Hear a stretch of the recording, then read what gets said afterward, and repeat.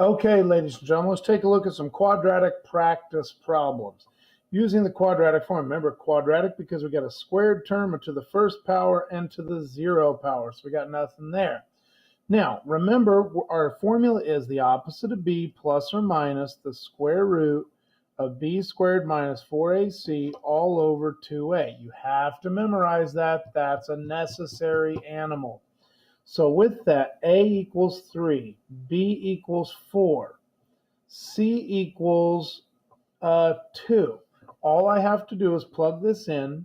Opposite of 4 plus or minus the square root of 4 squared minus 4 times. Now, what do we put in for A? We put in 3. What do we put in for C? We put in 2. All over 2 times 3. So I get negative 4 plus or minus the square root of 16 minus, let's see here, 12. 12 times 2, 12 times 2 is going to be 24 all over 6. Now, in this case, I get negative 4 plus or minus the square root of 16 minus 24 is negative 8 all over 6. Does anybody see any problems with the square root of negative 8? Well, you should. You can't take the square root of negative 8 in the set of real numbers. So what we need to do is we need to say, well, there are obviously no real solutions. Okay, no real solutions. Now down here, this one's a bit of a weird one. Could I rewrite this as x squared plus 0 x's, because I don't have an x term, minus 3? Well, yeah. A equals B equals C equals. There we go. And so let's plug it in. We say opposite of 0 plus or minus the square root of 0 squared minus 4 times 1 times negative 3 all over 2 times 1. Now, what is 0 squared? 0.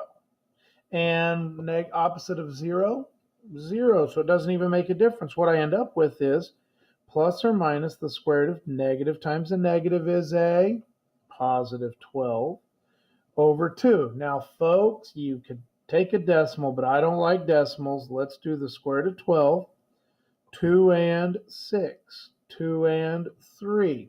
Do you see a pair of numbers that we can take out for a square root? Yeah. 2's. So I get 2 square root of, that 3 stays underneath, plus or minus, of course, all over 2. The 2's cancel out. I get plus or minus root 3. That's your answer.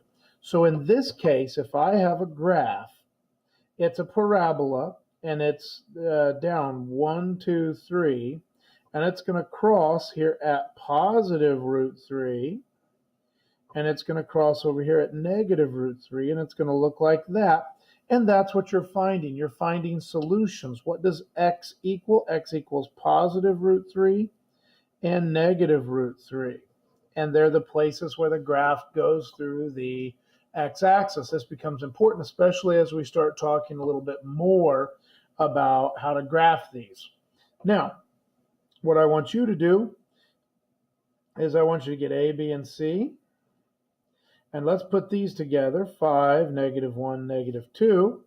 Opposite of B, plus 1, plus or minus the square root of negative 1 squared minus 4 times 5 times negative 2, because it's 4 times A times C, all over 2 times A, which is 5. Answer is 1 plus or minus the square root of 1 plus 40. Now, you get 20 times 2 all over 10. Now, in this case, 1 plus or minus the square root of 41 over 10. There is no way to break that down, so that would be fine. If you want to, you could turn it into a decimal.